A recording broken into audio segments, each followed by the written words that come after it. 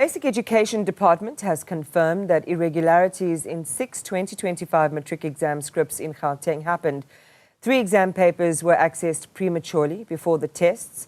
The breach was identified during marking, but it does raise concerns about the credibility of the final results, the security protocols, and teachers involved in the process.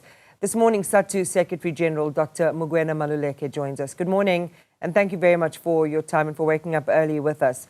So we've set the scene there, and these, of course, breaches were picked up in part by markers. What we do know is that you, as SADTU, did issue some warnings months ago that exam security needed tightening up and beefing up in order to prevent leaks in general. In light of what's just happened now, do you feel like your warnings were heeded? Good morning, Iman, and good morning to your viewers at home, and thank you for having us indeed. We believe that the warning that we gave was informed because of incidences that happened in Mpumalanga before, and therefore we believe that the department was supposed to do more in terms of making sure that the sensitivity and the security of the examination papers is something that is a top priority. So we believe that I think there was a slack in terms of the security by the Department of Gauteng. So the department has confirmed, and you would have seen the briefing by the minister there, that the leaked papers were accessed from inside the Department of Basic Education offices to the kinds of controls you say should have been beefed up before. Would these include internal controls? What are some of these specific security reforms that SADTU would have already wanted implemented, but you believe should be implemented right now?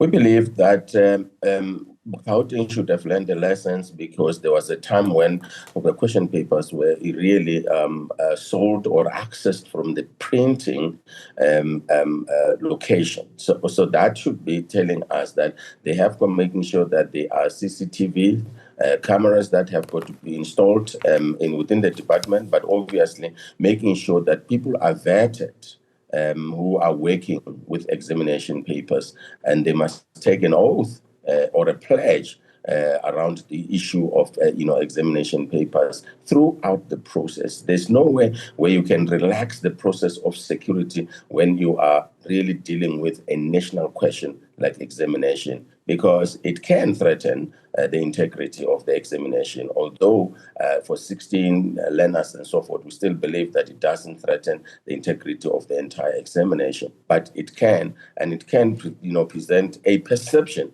in the public that the examination has no integrity. And that is very, very, very important that we guard against, because a perception can be very dangerous sometimes. And you're right, and therefore these conversations continue, and the transparency that the department has shown will go some way towards allaying that concern.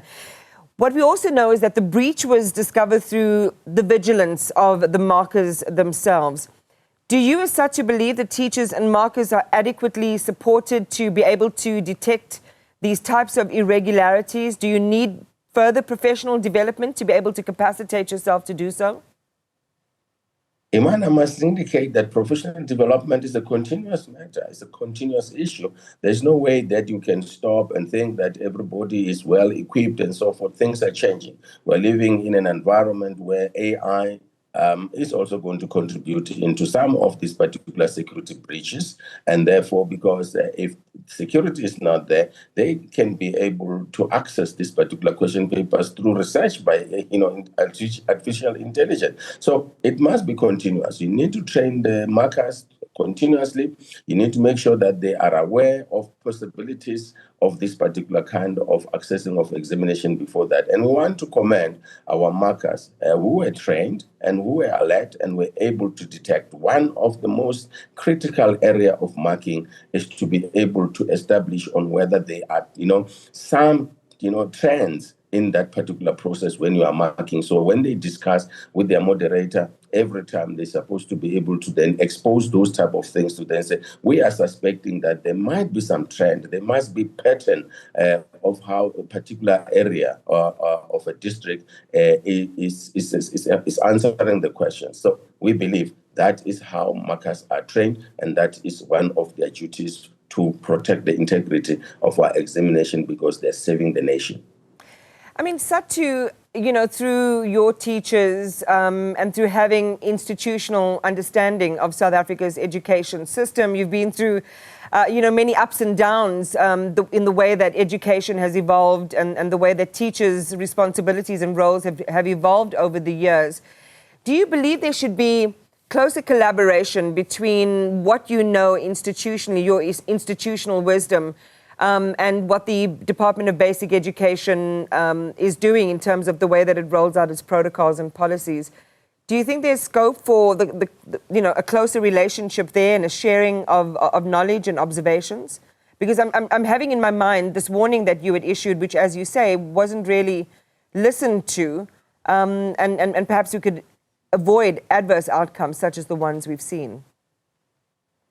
Yes, Iman, I agree. We can, avoid this type of situation when we work together, when we cooperate together, and when we listen to wisdom from our teachers, from teacher unions from time to time, because we observe this examination process from the beginning when the writing is happening, but also when moderation is happening, and therefore we learn lessons throughout. And therefore, these are some of the things that we can work together and empower each other so that we are able to put in place mechanism to avoid embarrassment like this one.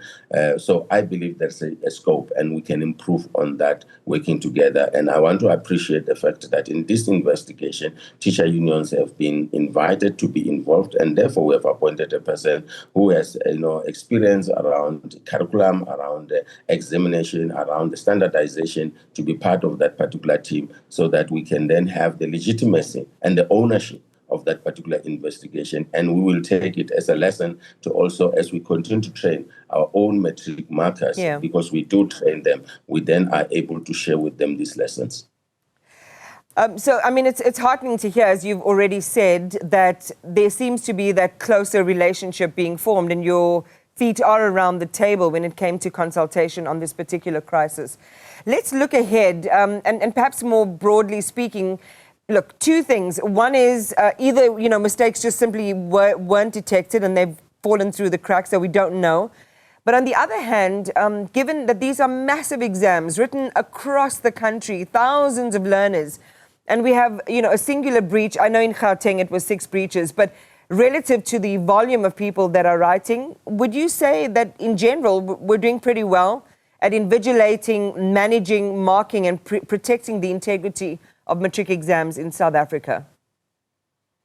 Iman, in general, I can say that we are doing our best, and the department is showing, commitment at the level of national to ensure that the integrity of the examination is guarded and therefore is protected. And we need to just deepen an understanding and appreciation by the Department of Education in provinces to also, display that kind of an attitude to then say this is a national question, and it's of national interest and importance, and therefore we should treat the examination with that particular care, that nothing must ever, threaten the integrity. So we believe that with what has happened, the results or the outcome of the examination has integrity, and then we appeal to our people to believe in the system and trust the department.